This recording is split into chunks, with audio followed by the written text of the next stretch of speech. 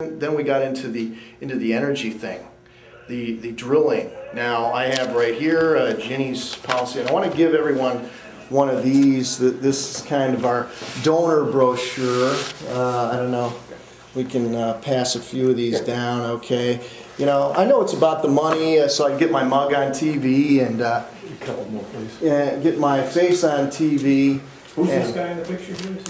I don't know who that guy is. It's the guy who was at Disney. And so you know, I know what I have to do, but you know, she talks about drilling till the cows come home. Now, you may not agree with everything T. Boone Pickens says, but you know what? I think he's a bit of an authority, given the amount of success he's had in the oil industry, and he knows a little bit more about where we're at and what we have left to do as far as oil goes than myself or Ginny Brown-Waite or anybody else for that matter. He says we can't drill our way out of this problem, and we can't. We have 3% of the world's oil resources, even including the, you know, you talk about, there's still major problems. They talk about the oil shale. Look into what's going on up in Canada. How much pollution and cancers that are arising from the efforts what they're doing up in Canada in actually producing out of that oil shale. Ginny is going for the simple approach. Yet she wants to, again, the corporate connection. She wants to provide tax subsidies to oil companies to build refineries. Well, didn't we just hear ExxonMobil a couple days ago, the largest quarterly profit of any company in the history of the records being kept? And so has anybody here heard of the concept of retained earnings? So they aren't investing in this because they know the window of the fossil fuel economy is a relatively short one going forward. We've worked through that. We need to move in a new direction. Ginny Brown-Waite, you want to stay on the same path? The path that's got you here from where you were? You know, you can vote for her. But if you want to not put the gas pedal down and head towards that cliff at an even faster pace, you can vote for John Russell, because John Russell is solution oriented and he's working for you. I'm not working for my benefit. Question on the, you're talking about the incentives that she's offering oil companies. What do you propose as specifics on energy legislation? What do you want to do? We need to put in place tax incentives to move in a new direction. I know personally 2 people right now that are doing on-demand hydrogen, or brown gas they call it, HHO, supplemental to, you know, a gasoline engine. So hydrogen, gasoline hybrid. Right now, if you moved in that direction on that, it basically increases your city mileage to coincide with your highway mileage. And I mean, this is all over the internet. You know, people tinkering in the garage. So what would happen if you know, this was commercialized and put in a Honda? There's a company, and it is being done, but not in a broad scale. ronmotors.com, write that down. ronmotors.com is doing exactly what I'm talking about, building a $150,000 beautiful sports car called the Scorpion that incorporates that technology into the car.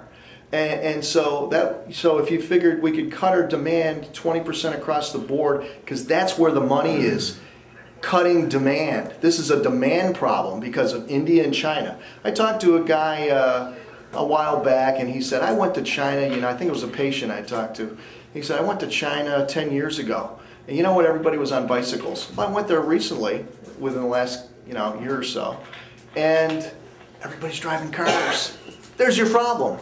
Now, when we talk about the gasoline, you're talking about diesel is more important than gasoline, because how does everything get to the stores?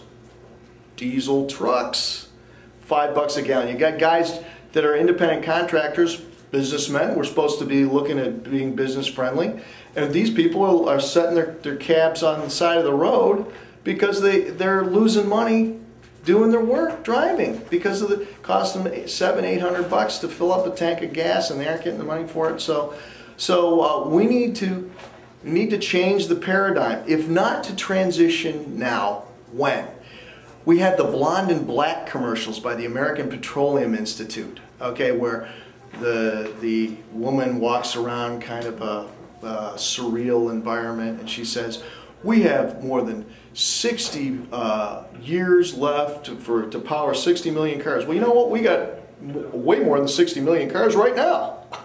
I mean, it's sheer nonsense. It's a nice commercial, but the real factual information is not there to support it. So we have to move in a new direction. She offers the same. She talks about ethanol. Well, ethanol, anybody here measure your gas mileage on ethanol? You know, the ones with ethanol, and then make sure you get straight gas and do a comparative analysis? It's quite a big difference in your gas mileage. It's not pretty. Why? Anybody here ever listen to the Schnitt Show? Todd Schnitt? Okay. Well, he says he's, you know, goes after everybody, but he's really a right-wing, you know, talking points guy on WFLA, on in the afternoon from 3 to 6.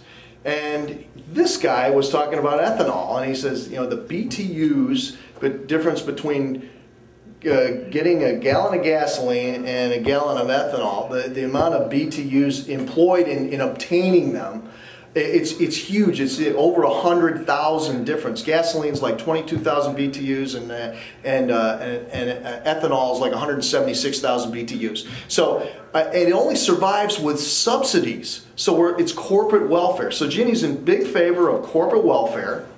You know, yet she'll go after anybody who can't get a job, you know, and talk disparagingly about them, you know, notwithstanding the Puerto Rican thing or the Muslim thing that she did after the, right? I mean, you know, they need incentives to move the energy thing forward. This is the transition period.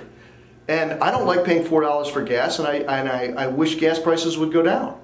I used to have a receipt for 79 cents a gallon in my old car, you know, that I had in 2000, 1999. And I knew that wasn't going to last. I knew the SUV thing. I mean, I understand the economics, the macroeconomics that got us here. And principally, it's demand, both domestically and in the foreign place. And I want to point out that when we talk about this corporate issue, corporate America, especially the oil companies, has an interest in restraining progress. Why? Because if we were to go to hydrogen, which is limitless, a glass of water is 2 parts hydrogen, 1 part oxygen.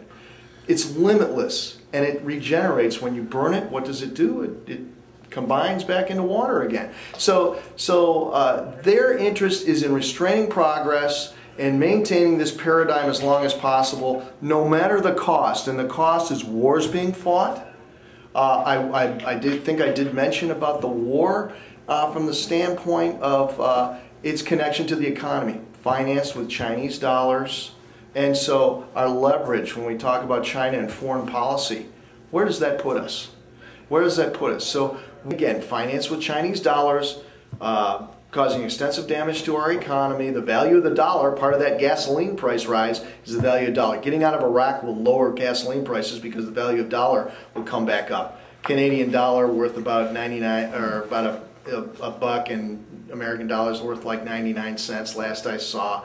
And when I was like 25 years old, in the 70s or whatnot, I'd go to Canada to buy gas because a Canadian dollar was worth like 66 cents to an American dollar, and we go over and we save money, you know, buying gas. So Iraq, we must get out of there towards solar and wind, not geothermal, but the wave energy, which they're doing this stuff off of Ireland right now. It's not like the technology is missing. We're just missing the boat. America's way behind the 8 ball. Denmark, I mean, a couple of years ago I looked, they have stained glass windows that are photovoltaic. They can print photovoltaic cells now like newsprint. Okay, I mean, and the efficiency has gone up dramatically. It can be done, but again, it's corporate America preventing it from being done by the hand-in-glove relationship that they have with legislators to maintain the status quo. And that's where Ginny Brown-Waite is, with the oil companies, with the pharmaceutical companies, with banking and insurance.